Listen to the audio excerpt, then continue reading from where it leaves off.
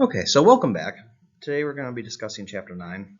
For some reason, these slideshows usually cut off my intro lecture on the chapter, so we'll talk about it right here. Chapter 9 covers airway management. It also goes hand in hand with Chapter 10, which discusses respiration and artificial ventilation. Those two chapters in themselves are a whole section. If you remember, Section 1 was chapters 1 through 8, and this is Section 2, which is only 2 chapters long. That just goes to show how much content we're going to be covering in these 2 chapters. These 2 chapters do go hand in hand. So during this topic, we're going to be discussing a lot of Chapter 10. In Chapter 10s, we're going to be coming back and discussing a lot of Chapter 9 because airway management and artificial ventilation kind of go hand in hand. You can't do one without the other usually. Now, airway management as a whole is one of the biggest things EMT basics do that have an impact on whether a patient will live or die. A lot of the airway management that basics do is what paramedics or any other advanced provider start with, and they can really last a very, very long time as long as they're done effectively. And this is huge on a patient that has multiple things going on. If they need airway management, but they also need IV medications given, or they need cardiac care given, a lot of times when I arrive on those scenes, I'm going to ask my EMT partner to take over the airway while I focus on the other aspects of patient care. And me doing that lets me not have to worry about airway management because that takes a whole person to do. And I can trust my EMT partner to effectively manage this patient and let me know if anything advanced needs to happen at the airway. But until they say something, I get to forget about that and focus on other parts of patient care, which is a huge help to me. So this is a very big topic that is very important to patient care. This topic also has a lot of practical aspects. We dedicate an entire day in class to just doing the skills portion of this. So we're going to be talking about a lot of the theories and textbook knowledge that goes behind everything that we do, but we're going to be reinforcing a lot of it with actual hands-on care. Kind of like what we did with lifting and moving back in Section 1. We discussed all the little aspects of it, but the most of the learning happened during the hands-on portion. That's where we actually go over everything. So that's a big part of these 2 chapters, so stay tuned for that. And until then, let's dive in. So the topics that we cover in this chapter are airway physiology, airway pathophysiology, opening up the airway, using airway adjuncts, suctioning, and keeping the airway open, and then some special considerations that we might run into. So let's dive in. We'll start with airway physiology. This should be review for you guys because we did anatomy and physiology a couple of classes ago, and this is why we keep on reinforcing this stuff because it's not going to go away, especially your airway and your heart. You have to know this stuff backwards and forwards. So we have the upper airway and the lower airway, if you remember in class. Upper airway is everything before you actually separate between your trachea and your esophagus. So once you go through the glottic opening, that's where your epiglottis is, that little flap that covers your larynx and trachea. Once you pass through there, you go from your upper airway to your lower airway. That is critical for you guys to know what upper airway versus lower airway is. So upper airway, it starts with your mouth and nose. Its big job is to keep your air that's passing through warm and humidified. So by the time it reaches the lungs, it's of a good temperature and it has a little bit of humidity, so it's not drying everything out in there. It consists of your oropharynx, your nasopharynx, your common pharynx, and your laryngopharynx. So we're going to go to a diagram in the next slide and we'll point all those out. So right here we have our mouth and our nose. So remember, our nasopharynx is up here. Our oropharynx is right here. Then we have our common pharynx right there. That's where nasal and oral pass through. Then your laryngopharynx goes a little bit further down your throat. So that's the area that you can't really see. And then you have your epiglottis right here, that little guy. This is a flap that slaps down over your glottic opening. Okay. So from here up is your upper airway. From here down is your lower airway. So just remember, if food can pass through the area as well as air, that's going to be your upper airway. And as soon as it separates out from your esophagus, from your trachea, so air goes down this way, food goes down that way, that's where you make your transition to your lower airway, where food shouldn't be. So, going into our lower airway, it begins below what the larynx is. The larynx are your vocal cords. That's the first structure that goes past your epiglottis. You have your trachea in there and your larynx. Then you have your right and left main stem bronchi, and then those branch out into your bronchioles, and then go into your alveoli where actual gas exchange happens. So we'll look at a diagram right now. So you can see this is where the epiglottis would sit. So you have your larynx / vocal cords, and then your trachea. You branch out into your main stem bronchus, and then you get smaller and smaller and smaller into your bronchioles, and then eventually into your little alveoli. So that is your lower airway. So again, some review. Your alveoli are those tiny little sacs at the end of the airway. They are covered in your capillaries, and that's where the actual gas exchange occurs between your bloodstream and your lungs. So alveoli is where all the action actually happens. And again, this should not look strange to you guys. This should be review. You've got bronchioles and then alveoli. So that's your airway anatomy physiology. That should all be review. We should have hammered this into you guys during class, so this shouldn't be anything new that you're seeing. So now we're going to dive into airway pathophysiology. And as you know, pathophysiology is the study of how diseases affect your physiology. So we're going to be talking about what can go wrong in your airway. So first we're going to be talking about obstructions of the airway. We have the obvious ones. They're called foreign bodies. Foreign body means something that is not supposed to be in your airway. So most of the time we think about food for choking. If we have kids, we think about anything that they can throw in their mouth and possibly swallow and get in their airway. A lot of times it's small toys or any small objects. But also we have the ones that we don't think about as much, and that's something that we actually deal with a lot in EMS, are the liquids, such as blood or vomit. Vomit coming up from your stomach can, if it sits in your upper airway, it can go back down into your lower airway and start causing a lot of obstruction issues. And also any sort of bleeding that happens in your airway, in your GI tract that you might vomit up, or in your lungs. So anything that can fill up the space that air is supposed to be in will be an obstruction. Sometimes obstructions come from our own body structures. Biggest one, and it's the most common airway obstruction that we find, is the tongue. The tongue is a very, very big thing that sits in your airway, your upper airway, and if you have altermentation, if you're unconscious, anything like that, you lose the muscle tone inside your tongue. Your tongue can fall back into your airway. A lot of people call it swallowing your tongue, but it's just your muscle tone in your tongue doesn't hold it up in your airway anymore, so it flops back, and that becomes a huge obstruction in your airway. You can't get air past that. So it's something that we need to fix, and we're going to be discussing that a little bit later on in this chapter of how do we fix obstruction like that. So that is the most common obstruction we will see. Remember that. The tongue is the most common airway obstruction. You might see that on a test later. So some terms that we need to know in medicine are acute and chronic. Acute means something happening right now. It's a new event. So acute, if I suddenly have a heart attack, that is an acute event. We actually call it an acute myocardial infarction, or AMI. That's something that is happening right now.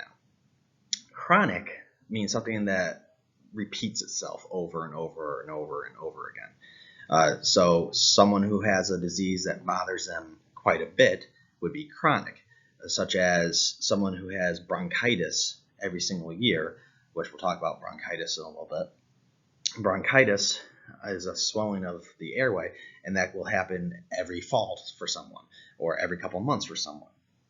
And since that just keeps on coming back and back and back and back, that becomes a chronic issue. We actually call it a chronic obstructive pulmonary disease, COPD. And we're again going to dive into that in a little bit. So knowing those two terms are big for the rest of this class. We should have covered that in medical terminology. So obstructions of the airway will either be acute or chronic. It'll either be something happening right now that's brand new, or something that happens over time, happens repeatedly. Usually people know about it, like the COPD things that we'll talk about. So because airway obstructions can be acute, they can happen immediately, just like that. We have to evaluate the airway initially, but just because we do that once at the start of the call doesn't mean we can forget about the airway. We have to keep on monitoring the airway, make sure that stays open, make sure that nothing's bothering it, because it can change in a second. So keep in mind that all this stuff can change even after your initial assessment of the patient. So that's why we have to do what's called reassessments.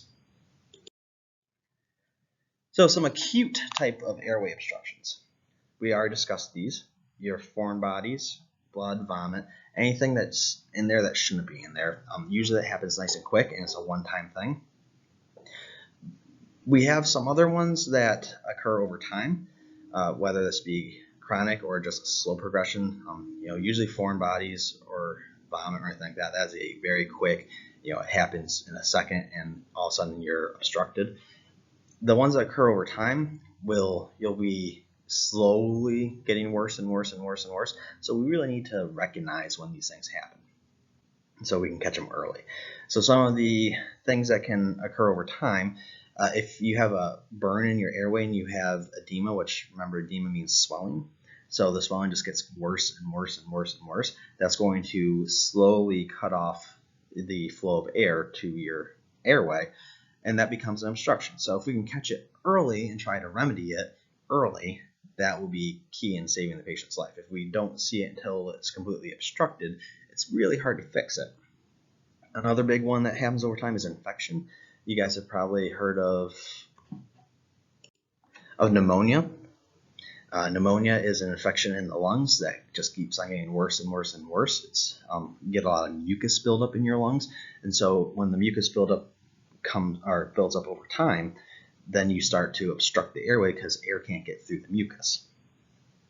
So those are some things that you want to be looking for things that will take some time to develop, and we need to catch it early so that we don't have a bigger issue later on when it actually becomes fully obstructed.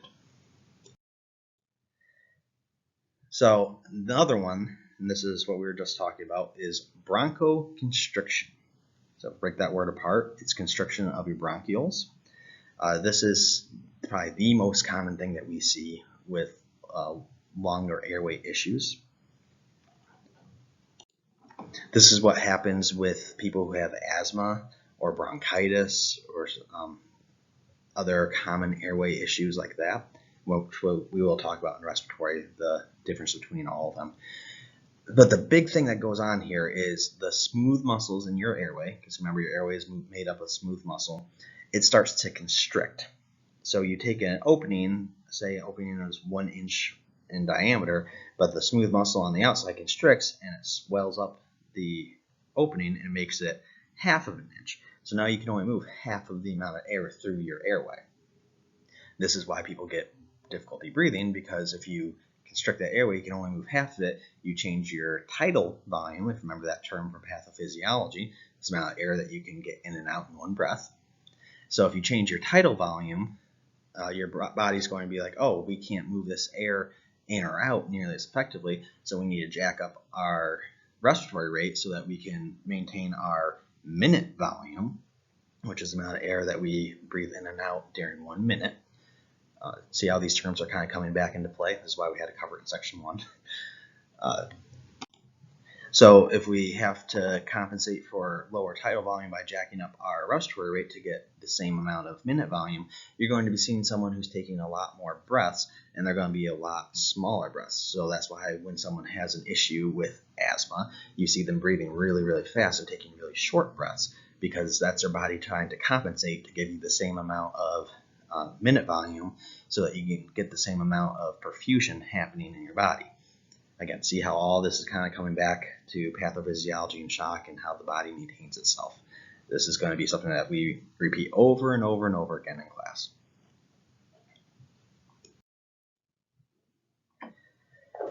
So when we encounter airway obstructions, we need to find it out immediately because this is a life threat.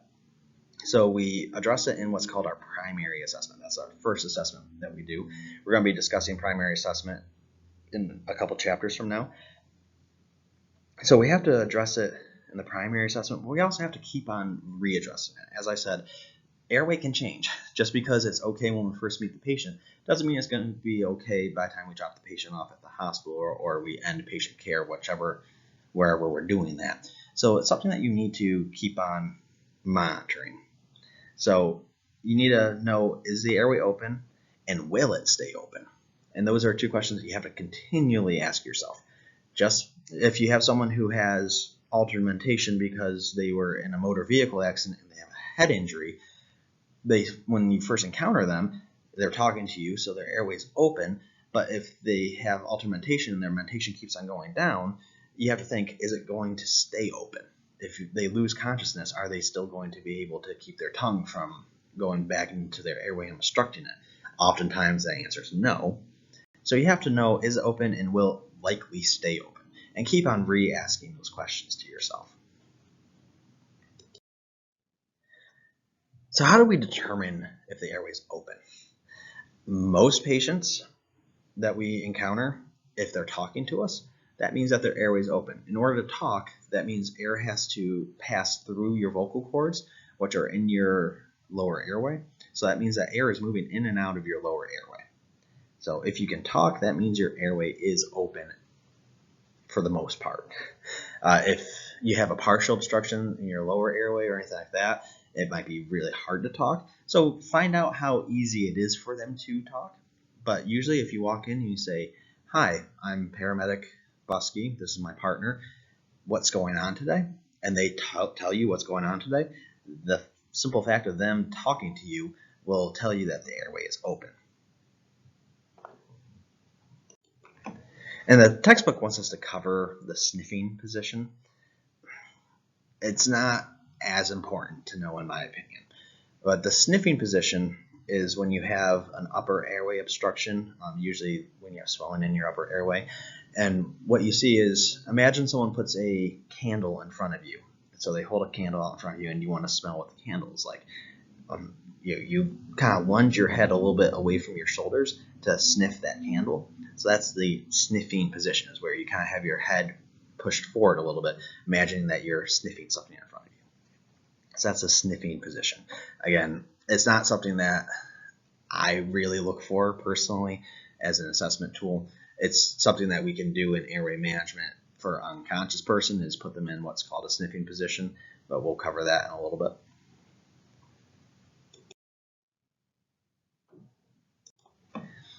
So when we're looking at assessing the airway, some things that we look at to tell us that the airway is not okay, as we discussed, inability to speak. If they can speak, that means that they have free-flowing air in their airway. But if they can't, that means that air can't get past their vocal cords in your lower airway. So something is happening to stop airflow. So that is an indication that something is wrong with their airway being open. Some other things that we look for, if they have a raspy voice, that means that usually there's an obstruction that the air can't get around fast enough to get your normal vocal tone. So if you have someone talking like this, that means that there's something probably obstructing the airflow getting through your vocal cords. So look for that. Stridor is a type of lung sound, and I always tell people, because we'll cover lung sounds in depth, but stridor, I always say, is a upper airway sound rather than a lower airway sound. And every other lung sound that we look for is in our actual lungs. Stridor, you kind of look for in the throat a little bit more. Stridor is the swelling of your upper airway and your airway around your trachea, really. And that is a high-pitched noise. So you'll just hear a type noise when you listen through your stethoscope. And that is, if you imagine a airway passage is supposed to be 1 inch, and then it goes down to 1/4 inch, and you're trying to push the same amount of air through there, it's going to make a high-pitched noise. Think of like a whistle. That if you have the whistle, or a sliding whistle, if you have it all the way extended, it's going to be a lower sound. But if you push it all the way in, you hear the sound. But when you push it all the way in, it's because the amount of air that can go through is very constricted, so it's going to be a higher pitched sound. So that's stridor. We're going to discuss that a lot more when we talk about respiratory emergencies, especially allergic reactions, because that's a telltale sign that someone is having an anaphylactic reaction to something, because it indicates airway swelling. So we're going to return to stridor a lot more in the class. Another sound that you look for, snoring. Snoring is the sound that we get when the tongue is obstructing the airway. So if you have the tongue in the back of your airway and you're trying to get air past there, the tongue will kind of vibrate a little bit, and it's going to give you that typical snoring sound that you hear when someone sleeps, because when some people sleep, their tongue does actually obstruct their airway. So that's something that we look for to tell us that the tongue is obstructing something that we need to take care of.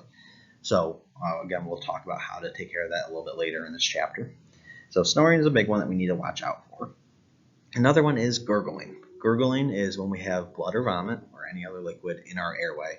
So just imagine air trying to pass through water. You're going to get bubbles and gurgle sounds. So gurgling is a sound that indicates that we need to remove some sort of liquid from the airway, which is something we're going to talk about later in this chapter.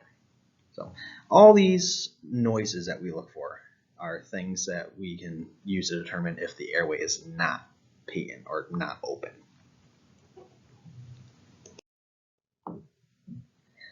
So again, your airway assessment is not just something that we do once. This is something we have to always keep in the back of our head, because patients can change.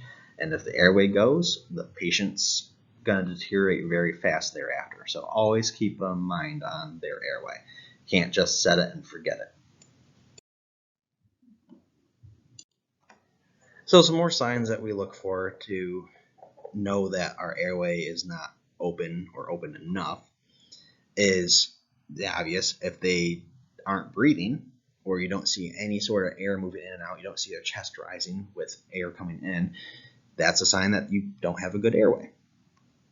Any evidence of foreign bodies in the airway, so if you see that they were eating and they're doing like the universal sign for choking, or if you have any other signs like the parent tells you that a kid was playing with small toys and all of a sudden they can't breathe, that can be a sign of a foreign body in the airway.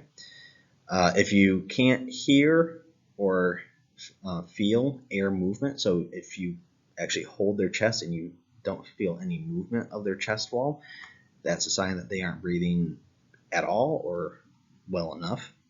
Again, our inability to speak or some difficulty speaking because we can't get the air through the lower airway structures. You're looking for your hoarse or raspy voice. And then absent minimal or not even chest movement or sounds. So that's a big thing we look for, is actual looking at the chest. You need to make sure the chest can rise and fall adequately. If it's not doing that, then you're not moving air adequately. So the three big things that we say to do are look, listen, and feel. So you want to be looking at the chest, see if it's rising and falling. You want to listen to the chest, see if you can hear actual air moving in and out. And then you want to feel the chest to see if you can actually feel it moving up and down. So those are the three ways that we can use to assess the airway. And we should be doing this on most patients, is taking a look, listen, and or feel. Sometimes all three. Sometimes one is adequate enough. If someone is sitting upright talking to you, acting normally, you can look and see that they are breathing in and out. And then we usually want to listen to make sure we can hear the air go in and out. Most of these people, we aren't actually putting our hands on their chest and feeling, but you in no means are wrong to do that. If you have any question whatsoever that they aren't moving adequate air, go ahead and feel their chest wall. Make sure it's going up and down and it's going in the same direction as the other side, because sometimes we have movement of one side without movement of the other. So those are the big things that we want to look for, and we want to keep on assessing on our patients to make sure that that is actually happening. We want to see the mechanical movement of the chest. So some secondary things that we look for, some things that might not be as obvious. One is abdominal breathing. So that's where your stomach is going up and down a lot. So that's usually a sign that your chest wall isn't moving as effectively. So if you see their belly breathing is what we usually call it. You see a lot in kids. That's something that we can look for that might indicate that their airway isn't moving air as effectively. Again, we want to be listening to the lungs. So if you have very small noises that you're hearing, like you can barely hear something, or if you don't hear any air movement whatsoever, that's a sign that something's going wrong. Then if you have sounds that aren't normal. So one of the biggest issues with being a new EMT is you need to master what normal sounds like, because we have a lot of different sounds that we can hear in the airway. They list wheezing, crowing, stridor, snoring, gurgling. You have a bunch of different lung sounds that you can hear. A few not listed are rhonchi or rales. So in order to identify the not normal lung sounds, we really need to master what normal lung sounds are. So I'll be really happy if in a month or two you guys can listen to a lung sound and tell me that is a normal lung sound. And then if I give you one that's not normal, I'll be very happy if you can just say that's not a normal lung sound. We can work on the differences between the not normal and the normal lung sounds, but for now I really need you guys to master what normal sounds like. That way it will stick out like a sore thumb if you have a not normal lung sound, because not normal lung sound usually means we need to take some sort of intervention. And learning the differences between them and mastering what each different type of sound is something that will come with time and experience. It's something that me as a provider of 10 plus years, I can usually pick out a lung sound very quickly and be like, okay, this is wheezing, I need to do this for it. That comes with time. By the end of class, hopefully you can pick out some of the major ones, but I'll be very happy if you can tell me normal versus not normal. Hopefully we'll be able to get you to the point where you can say, oh, this is wheezing, this is stridor, this is rales, but it will come with time. It's not something that happens overnight. So we are going to be discussing vital signs in, I believe, a couple classes from now, I think 2 classes from now. And in vital signs, part of taking vital signs is listening to your lung sounds, because as you can see, actually listening to what the lungs are doing is a huge part of airway assessment. So every time you take vitals, you should be listening to the patient's lungs so that you can master what normal sounds like, so that we can pick out these abnormal noises later. So all that being said, an abnormal noise, so one that's not normal, is a sign that your airway isn't working as effectively. Okay. Moving on down the list, in a lot of kids, and especially infants, if you see the sides of their nose flaring out, so they're getting bigger with each breath, so you'll just see it going in, out, in, out, in, out really fast. That's called nasal flaring. So that means that the body's trying to compensate because it's not getting enough air into its lungs. So it's trying to make its airway passages bigger, and that starts with the nose, because if you remember, kids like to breathe through their nose. So the body's literally trying to make the opening that you get air in bigger. So that's what nasal flaring is, and it's an indication that you're not getting adequate air movement in and out. And then in kids especially, you have what are called chest retractions. And so you look above your clavicles, which you should remember what your clavicles are from anatomy and physiology. And if the skin above that sinks down every single time you take a breath, that's called a chest retraction. And that happens because if you remember the actual physiology of breathing, your diaphragm goes down, creates that negative pressure in your chest, and your lungs are supposed to fill up that space. Because it fills up with air, lungs fill up that space. That's how people mechanically breathe. If for some reason your lungs aren't inflating enough, whether there's obstruction or swelling or any reason why your lungs aren't getting enough air in it, that negative space or negative pressure inside your chest cavity is still going to be negative. So the skin above your clavicles especially, and you can kind of sometimes see it in the revs, but you really look above the clavicles because it's your biggest space, that's going to sink down because it's being pulled in by that negative pressure. So that's a sign that your lungs are not inflating enough. So that's a huge sign of respiratory distress that we can see in kids, which is important to know what we can look for in kids, because a lot of times they can't tell us what's going on, especially in infants and toddlers. They'll have respiratory distress. They can't say, I'm having a hard time breathing. So you need to look for the physiologic signs that they're having a hard time breathing. So this is a video, did not show it in class. It covers how to deal with a choking patient. The reason why we didn't show it in class and why we're not going to really discuss it here is that's done at length during CPR, which will be a little bit later in the course. So we're going to discuss how to remove a foreign body, usually food, by using chest or abdominal thrusts and back blows and stuff like that. But that will be discussed at length during CPR, so we aren't going to spend much time on it today. So moving on into opening the airway. So this is if we have some airway that is not patent or air can't flow through because there's some sort of obstruction. So this is how we treat that and actually open it back up. So as I said, we're going to be discussing the primary assessment in 2 classes from now, I believe. So primary assessment is one of the first things that you want to do in your actual patient assessment, because that's where we're identifying life threats happening. And so one of the things we do in our primary assessment is assess the airway, make sure that it's open.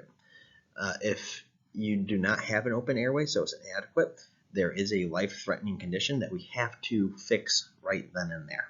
So we're going to be discussing that a lot during the primary assessment lecture of why we need to stop and fix there versus keep on going on. So this is why we have to cover all this stuff in this chapter, is because we need to find any reason why the airway might not be open, and then we need to fix it immediately.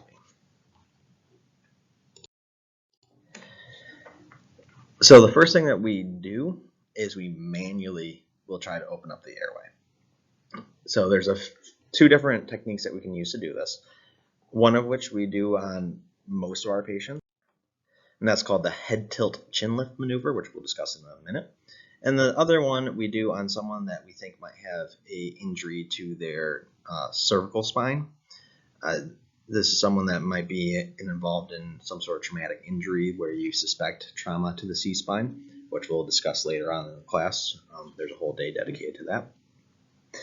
And in the event that we have someone like that, we use what's called the modified jaw thrust maneuver.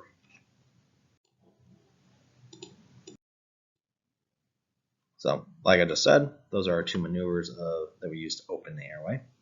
And this is one of those times where it's a lot easier to actually see it done in person and actually do it yourself. So this is one of those times where just listening me talk about it, it's not going to help all too much, but we're still going to go through it. So your head tilt chin lift maneuver, it's pretty self-explanatory.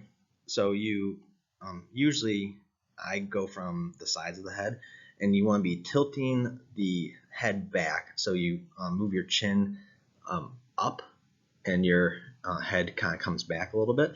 And you can see it from the side right here. So this area you want to bring towards your back, and your chin wants to go up that way. And so that will open up the passage to go straight into your lungs right here, because if your chin is down right there, then the passage wants to go to the back, which is your esophagus. So if we tilt it up, you open up a free-flowing passage upwards to your trachea instead of downwards to your stomach. So that's how you open up the airway using the head tilt chin lift maneuver. Again, the vast majority of people that you're going to be opening up the airway on, you're going to be using this maneuver. So these are just the instructions written down. Again, this is just one that you have to see done, and you have to do it yourself. So this is where skills really come in handy. So we aren't going to be discussing the step-by-step instructions. Okay, so your jaw thrust maneuver. So if you notice back in your head tilt chin lift, you are moving the C-spine quite a bit. And so if we have any sort of injury to the C-spine, that can aggravate that injury. So we don't want to be doing the head tilt chin lift if you have a C-spine problem. That's where the jaw thrust comes in. So the jaw thrust, which is much harder to do, and it's a very underutilized skill because people can't do it properly. You grab your mandible, which is your jawbone right there, and you try to manually thrust it up and out. So again, our goal is to make the passage not go straight down to the stomach, but you want the passage to go up towards your lungs. So if we throw this up, the passage of air will be coming up a little bit more instead of when it's down, it's going to want to keep on going down. So that's the jaw thrust. It's used in traumatic injuries, specifically ones that we suspect some sort of trauma to the spine or the neck. Again, these are the lists of steps of how to do it. I'll pause here just for a second for you guys to read it if you want. But again, this is a hands-on, see it done, do it yourself type thing. And it's not something we're just going to do once in class. We're going to be doing over and over and over again.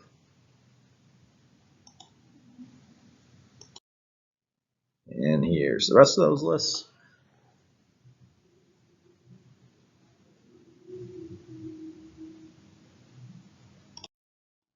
All right, so once you open up the airway, it's not just okay, I opened it, I can walk away. That's something that we have to keep open. So we have to continually hold the airway. If you remember back to the opening slide where I was talking to you guys, kind of introducing the chapter, when I have someone who needs airway managed, I have to put my EMT on it, and that is their job because once you open the airway, you have to stay there and keep it open. This takes an entire person, sometimes even two people, to manage the airway. So just because you did the head tilt chin lift doesn't mean that you can just stop doing it. So once it's open, make sure it stays open in that position, and make sure it stays clear of anything else that can fall into it. Big thing that we see is vomit and blood. So once it's open, make sure that you take any secretions out or any other obstructions, such as the tongue, which is what we are about to discuss in this next section. So moving on into airway adjuncts. Airway adjuncts are things that we can use to help us keep the airway open.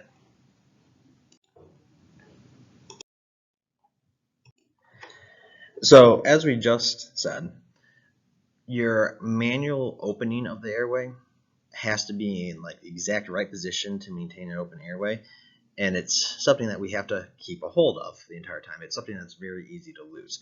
So it's seen as a shorter term thing that we can do to fix the airway. So airway adjuncts help us keep the airway open. So we have two different types of airway adjuncts that we use in the field. One is called a oropharyngeal airway, or OPA for short. From now on, we're going to be calling these OPAs. Or a nasal pharyngeal airway, or NPA for short. And from now on, we're going to be calling them NPAs. And if you think about it, oropharyngeal airway sits in your oral pharynx, and your nasopharyngeal airway sits in your nasal pharynx.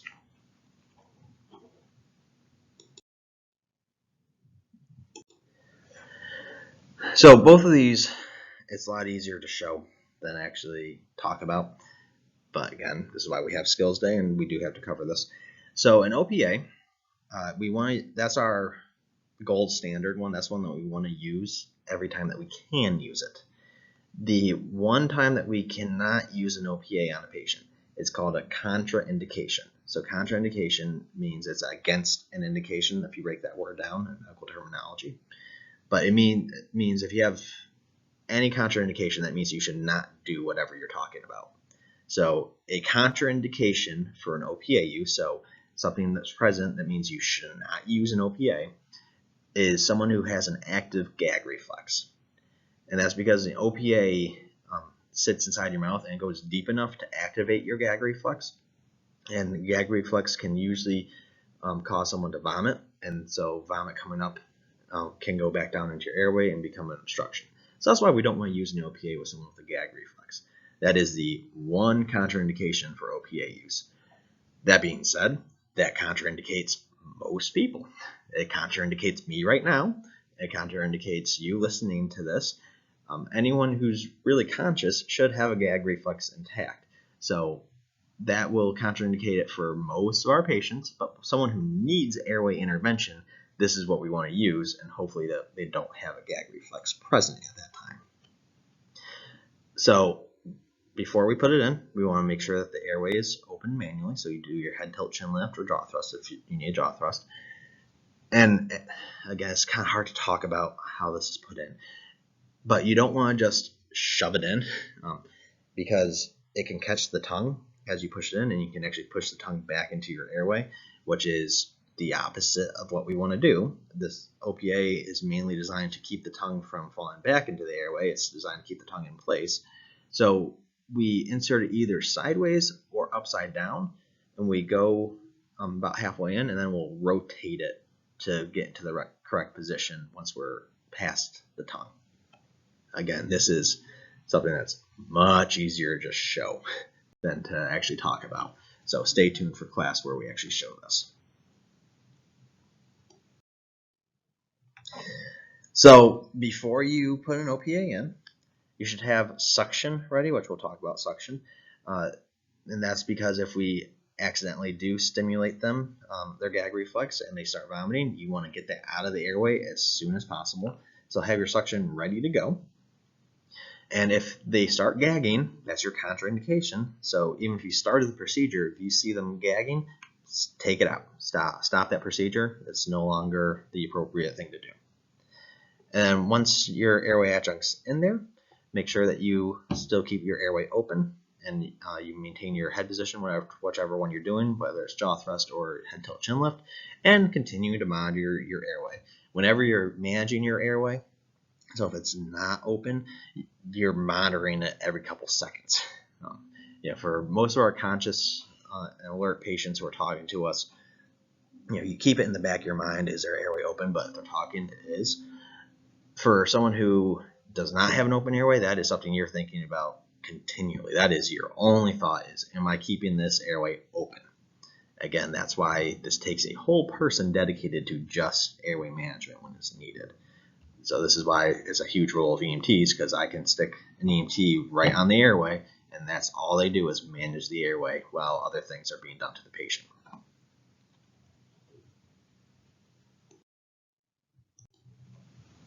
So again, be ready to provide suction at all times, because sometimes their gag reflex can come back, especially if they regain consciousness, which can happen if you have a heroin overdose and you are managing the airway. That's one of the most common times I have my EMT manage an airway, is they take over the airway, I start an IV, and I give Narcan, which will make them go from unconscious, not breathing, to fully alert and breathing on their own.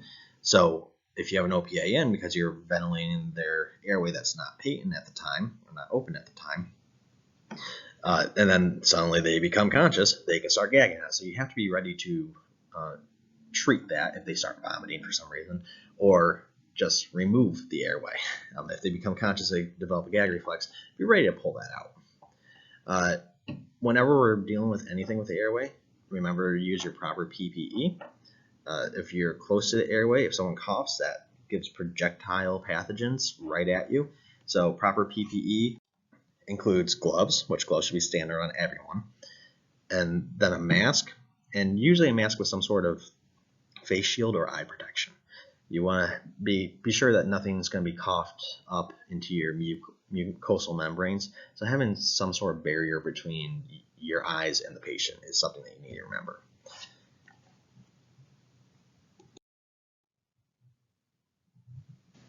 So again, your OPA, its job is to keep the tongue in its place.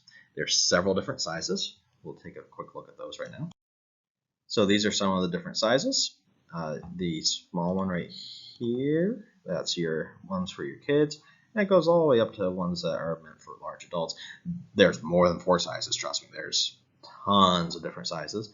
So we are going to need to know how to measure these things properly. So to measure it, we go, and again, this is one that's a lot easier to show. You go from the corner of the mouth, so if you look on the other side, you go from right here, and you go until the jaw really reaches the ears. That's called the angle of the jaw. So if it fits between that space, so it goes from the corner of the mouth to the angle of the jaw, that means it's the right size. And this is the measurement that I typically use because the corner of the angle of the jaw is right there, right around where the ear is, and corner of the mouth is right there. So that means that is a properly fitted one.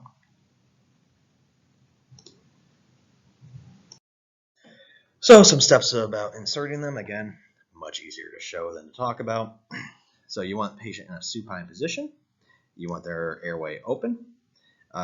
Then you need to open up their mouth. It's called a cross finger technique or a scissor finger technique, which there's a slide or a picture in the next slide of that. Okay, so right here, you can see how his fingers are scissored like that. So that's how you pry the mouth open. Okay. And then you want to insert the OPA, again, backwards.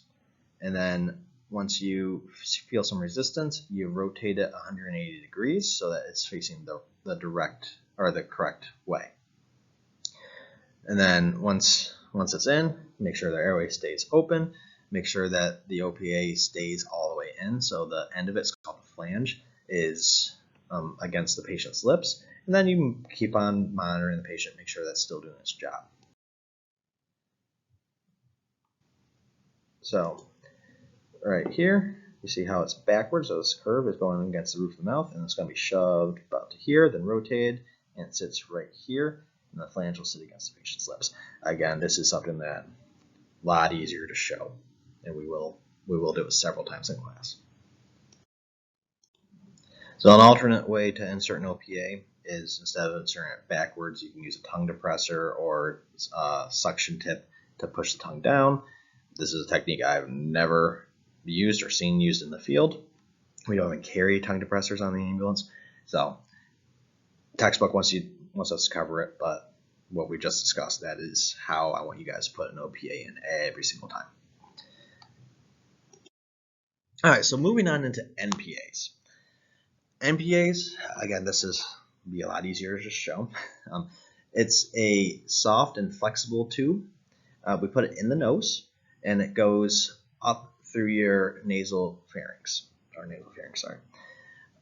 It provides a clear passageway that goes into your common pharynx. And so air can go through your nose and in your common pharynx, kind of bypassing the obstruction of the tongue.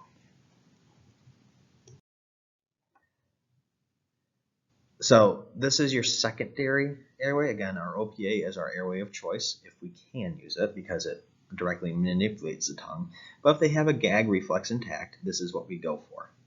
Or for some reason you can't get the mouth open, this is what we go for. The contraindication for this is if we suspect head or facial trauma. And the textbook says that if you see cerebral spinal fluid coming from the nose or ears, but in general, if you see a lot of trauma to the face, especially to the nose area, you don't want to be putting an NPA in. The thought behind that is the bottom of your skull is very thin, right above where your nose is. And if you have facial trauma, you may have fractured your skull there, and they don't want you accidentally sticking the NPA straight up and into your brain. The chances of that happening are very, very, very low, but something to keep in the back of your mind, and that's why that's the contraindication for NPA. Typically, personally, if you need an airway and you can't get an OPA in and you absolutely need the airway, get the airway. The chances of this happening are very slim, but as far as class goes, know that that's your contraindication. If you have facial injury or you see cerebral spinal fluid, which is a clear fluid coming out of your nose or ears, then don't put an NPA in. They again come in various sizes, and so you have to measure it just like an OPAs are measured in millimeters because it's actually measured like how big it is in millimeters. Nasopharyngeal airways, NPAs, are measured in French because that is the size that, or the inside diameter of the NPA. So they go all the way down to like 10 French, I believe, is the smallest I've seen. They go all the way up to 34. So when it goes to French, or when it comes to French sizing, the lower the number, the smaller it is, and the bigger the number, the bigger it is. Pretty easy to remember. So when you insert it, you need to measure, and you go from the nose where you're inserting it to the corner of the ear. So just like an OPA that you're measuring from the mouth, the corner of the mouth, the NPA you're measuring from the corner of the nose. Okay. So as you can see, this is what an NPA looks like right here. And you're measuring from the nose to the ear. This one's actually a hair big for this patient because you can see it goes beyond the nose. So one that ends about right here is really what you want to be looking for. So that one's a hair big for that patient. Will work probably, but as far as perfect sizing, that one's a hair big. When we put an NPA in, we want to be using water-based lube because it is a small space that we're trying to push this through in the nose.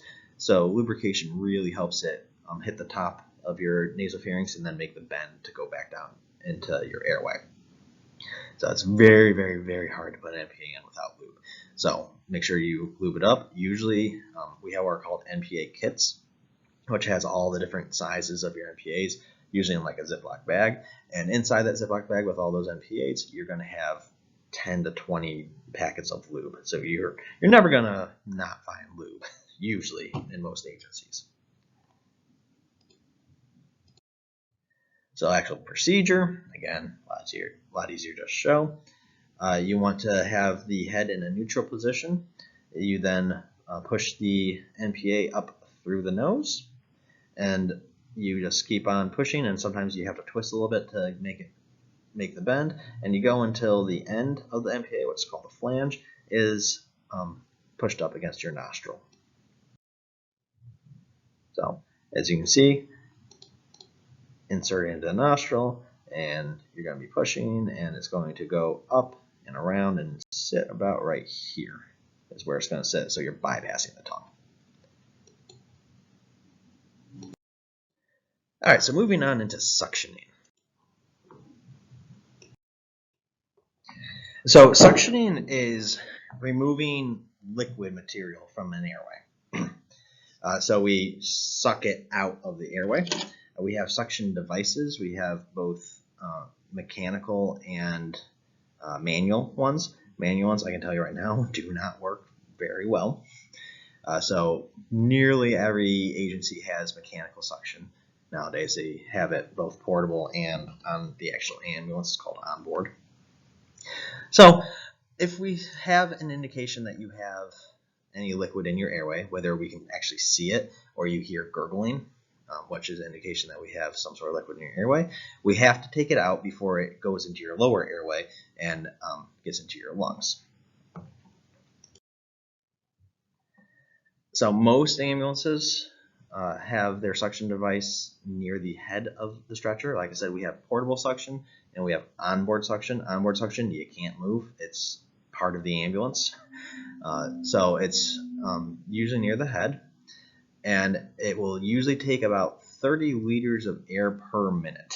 So that's how much it's sucking out, is it will suck 30 liters of air per minute. So pretty good amount of air moving.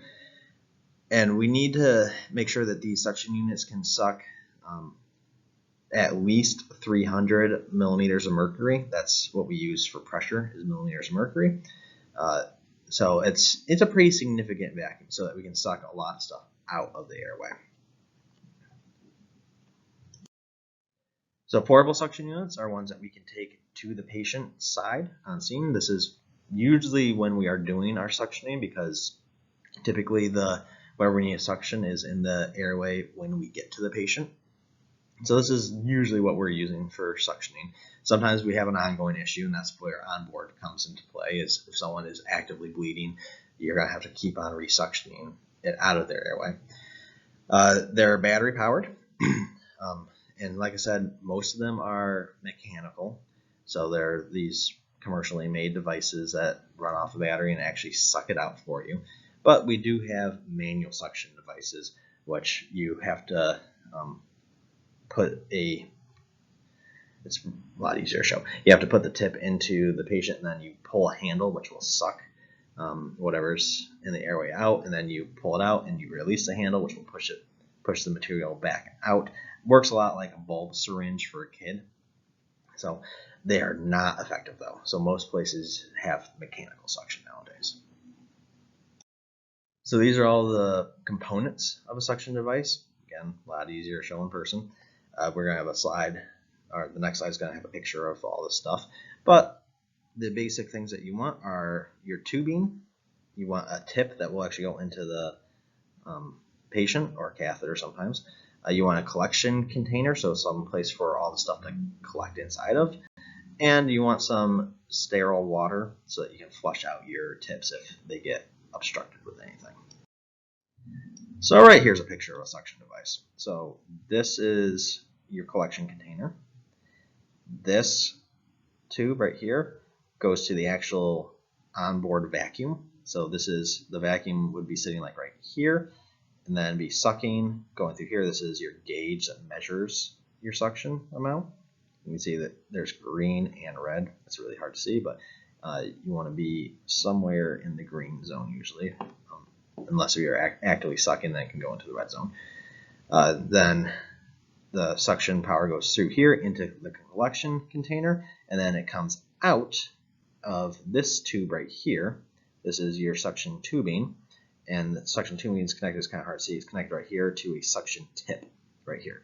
So a tip goes into the patient, it gets sucked through all this tubing into this collection chamber, and usually it should stay in the collection chamber. If it gets above this line, it can actually get sucked through this tubing back into your suction device. So make sure the collection chamber does not get too full. So we have two different types of suction tips. The first one, it's a very rigid tip. It's what was on in that picture.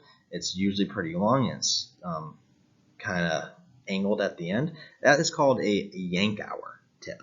That's the term that you need to know. So yank-hour tip, that is your rigid suction tip. Here's a picture of a yank-hour tip. So it would connect to suction up here, and then go all the way down. So it's pretty long, and it's very rigid. It's made of plastic. It does not move. It's not flexible at all. So that is your yank-hour tip.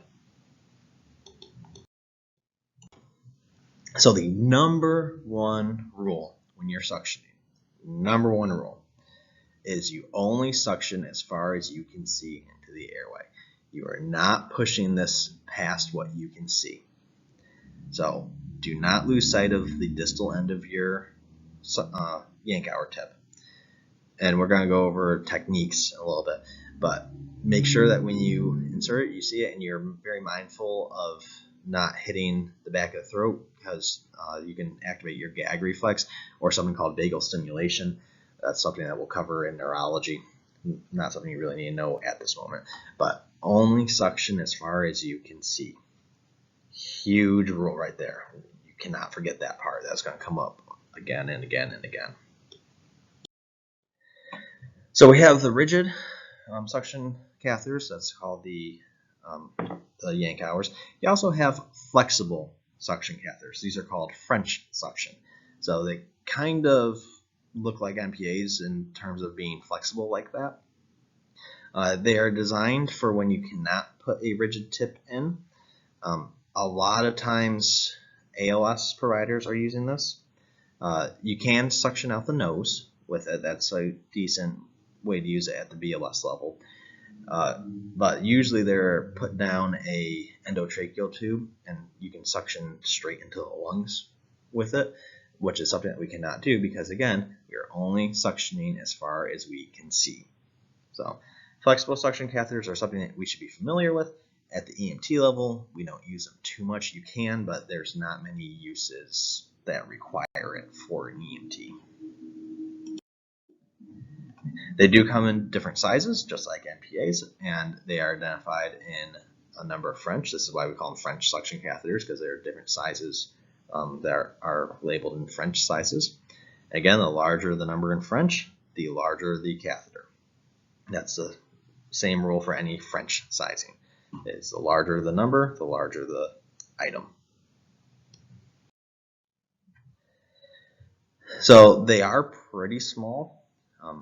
So they usually can't suction out vomit because you have chunks in vomit.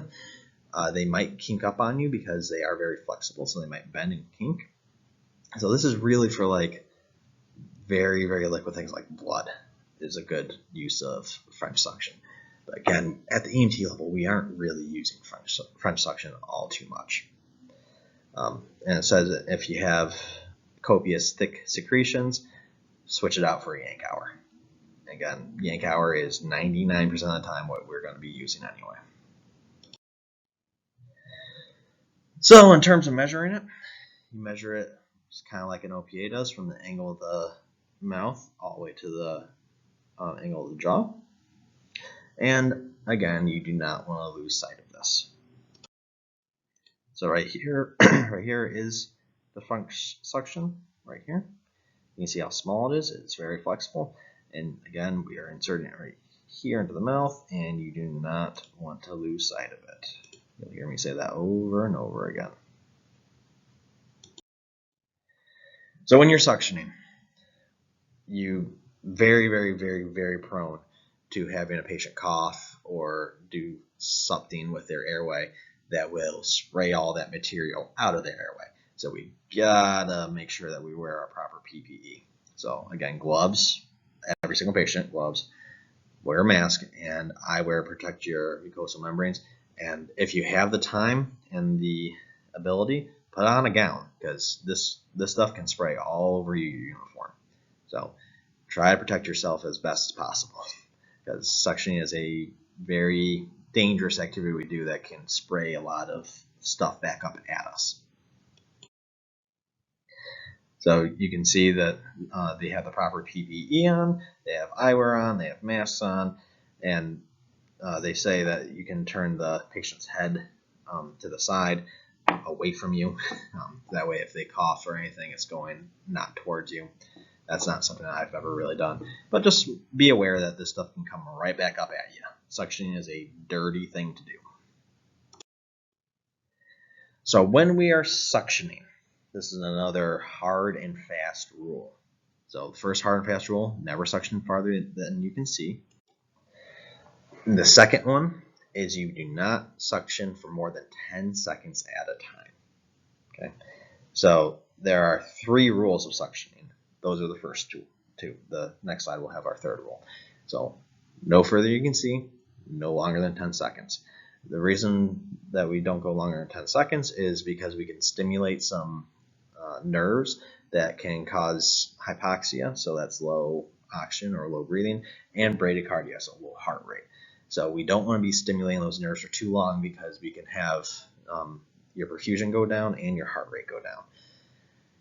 If the patient's actively vomiting, suction, wait a second, then go right back in and suction again.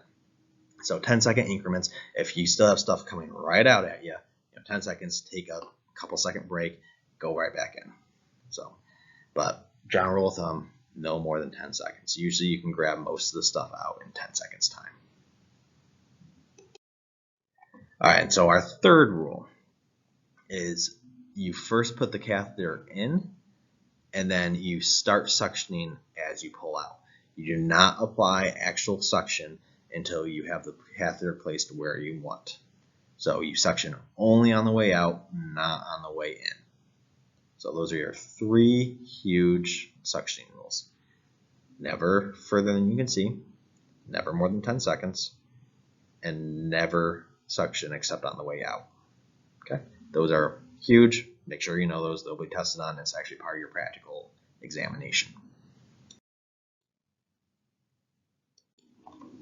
Here's a video that goes over suctioning and OPAs.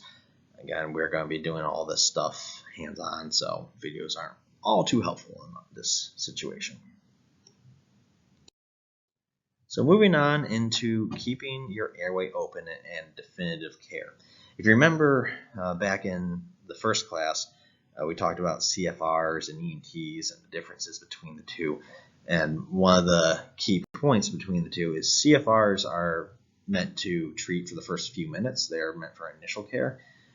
EMTs are there to do definitive care. You are specially trained in taking care of a patient for a long period of time, namely to get them to the hospital. So we need to talk about how to actually keep things going for more than just a minute or so.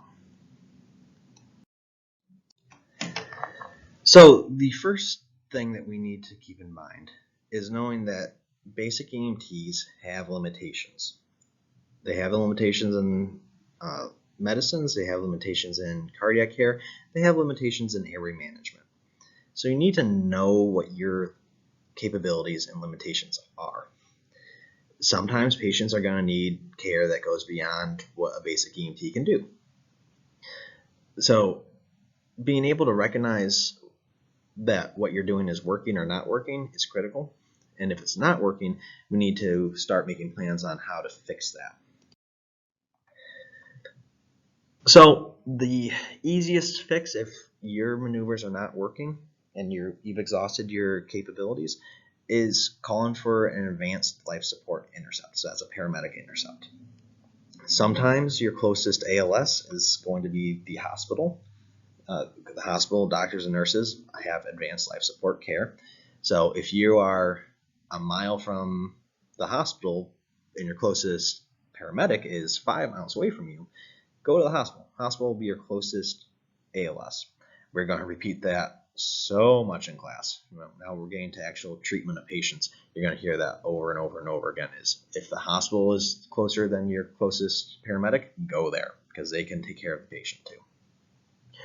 So knowing that the airway management you're doing is not effective, because sometimes it won't be. Some patients need more care. And so recognizing that and seeking additional help is huge in actually keeping your patient definitively well.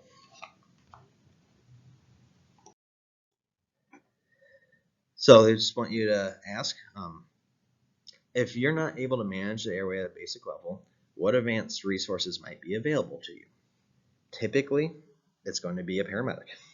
Hopefully you're running with an agency that has paramedics readily available to you. Sometimes you might need to, if you're on an ambulance that only has 2 EMTs, you might need to start transporting the patient and then find a paramedic on the way to rendezvous with you. Sometimes you might have a hospital that's close to you. So knowing what the next level of care is and how you can get it is huge. Because these are things that you should know before you actually need them. So that when you have a patient that's deteriorating fast and you can't manage their airway effectively, you aren't thinking, oh, well, what's the next step? You already know, okay, I have this agency 2 miles away from me. I'm going to call for a paramedic from that agency to come. And also, you should have a backup plan of, okay, this paramedic is out on another call right now, so I have another agency 8 miles away that has a paramedic. I'm going to have them come to me as I go to them. We're going to rendezvous in this common area. So know what resources you have available to you and be able to recognize when a patient is beyond your capabilities as an EMT. And sometimes a patient is beyond the capabilities of a paramedic. So that's something that we have to keep in mind as paramedics is this patient is beyond my capability. I need to get them to a higher level of care, which is going to be the hospital. So recognizing your limitations is huge in delivering high quality patient care, not taking care of a patient that's beyond your capabilities. Right, so moving on to some special considerations that we might see.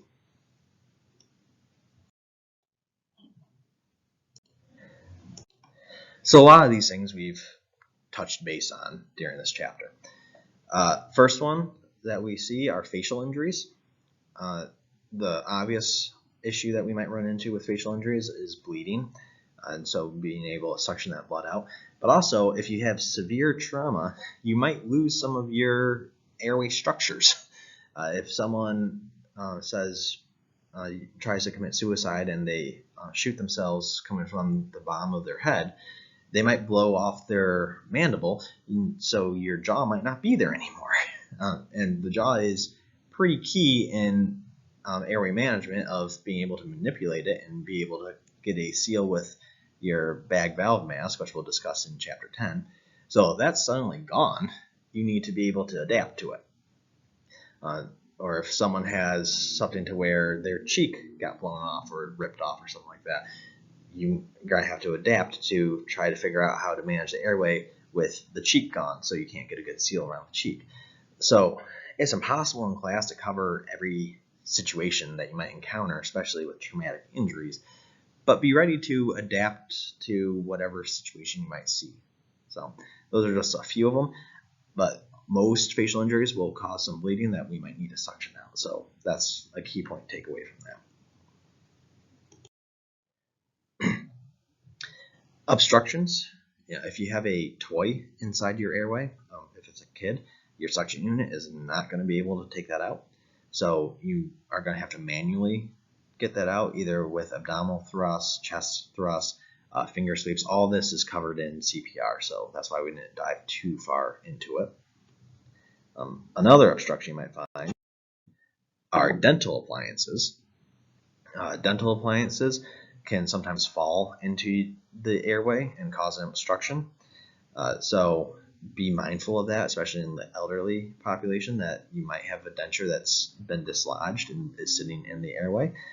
For the most part, if it's possible to leave a denture in place, if it's in its proper place, and it's possible to stay there, keep it in place. It's better than taking it out. Sometimes it gets in our way, though.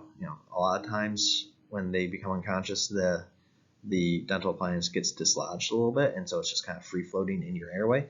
So if that's the case, take it out. It's easier to remove instead of fighting against it. So just take it out and manage the airway with it out. Typically, if you remove a dental appliance, though, the tongue becomes an obstruction very easily. So be prepared to put an OPA in if you take dentures out. As we discussed in lifespan development, we have a lot of different changes to the airway with pediatrics. Some of the highlights: we have a smaller mouth and nose. We have a much bigger tongue, so it becomes an airway obstruction much easier. And you have that kind of cone-shaped or funnel-shaped airway, as I said, where you have the narrowest point is right around your trachea. So you have a lot more obstructions that can become lodged in your airway. So this should look familiar to you from lifespan development. And big thing to remember is airway structures are more easily obstructed because you have a more narrow airway.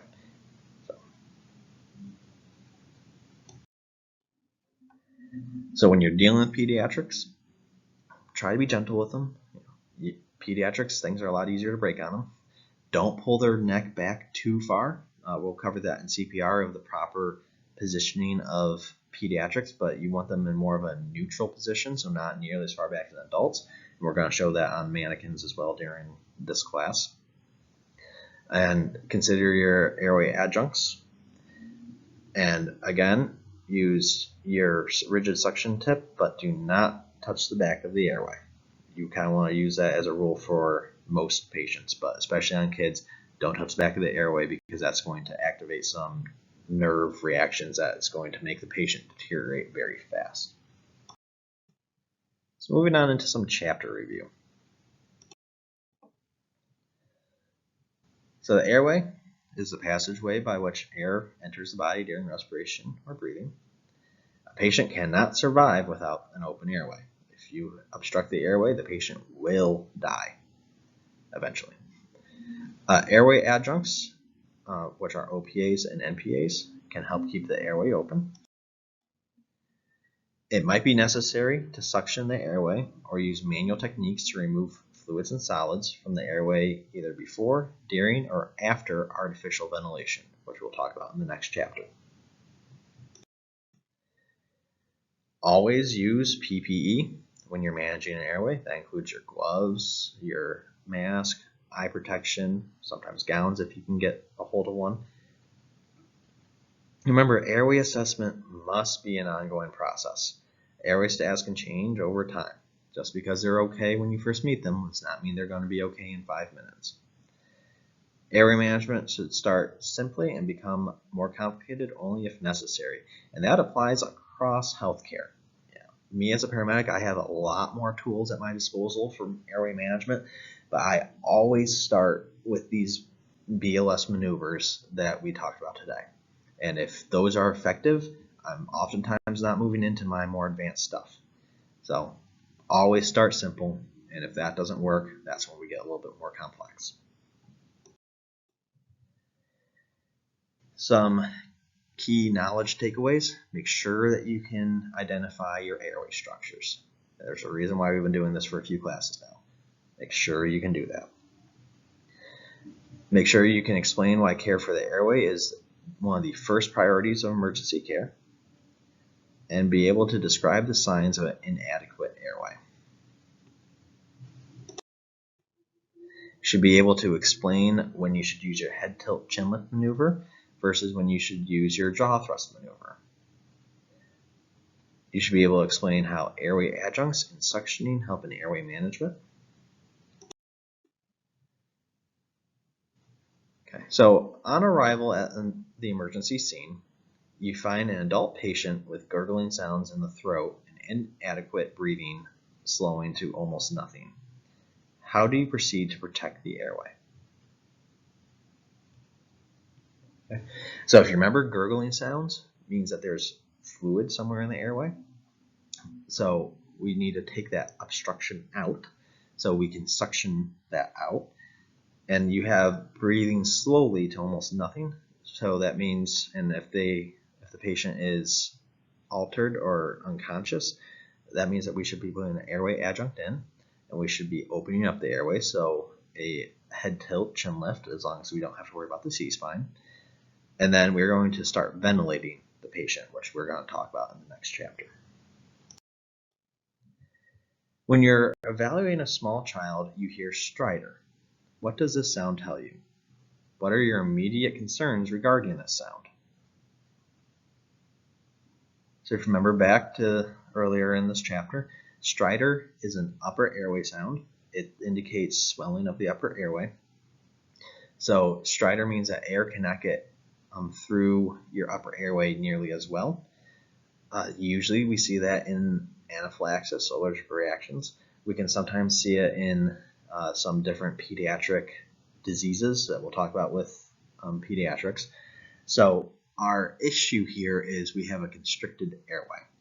So that's our immediate concern, is that we can't get air in and out nearly as effectively. So we're going to have to end up treating that, which we'll talk about later on in the class. When assessing an unconscious patient, you note snoring respirations. Should you be concerned with this? And if so, what steps can you take to correct this situation? All right, so if you remember, snoring respiration means that there's an obstruction in the airway. Usually that's the tongue.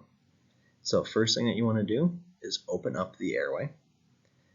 And then after you open up the airway with usually the head tilt chin lift maneuver, you can put an OPA in, which will keep the tongue where it's supposed to be and create an open passageway for air.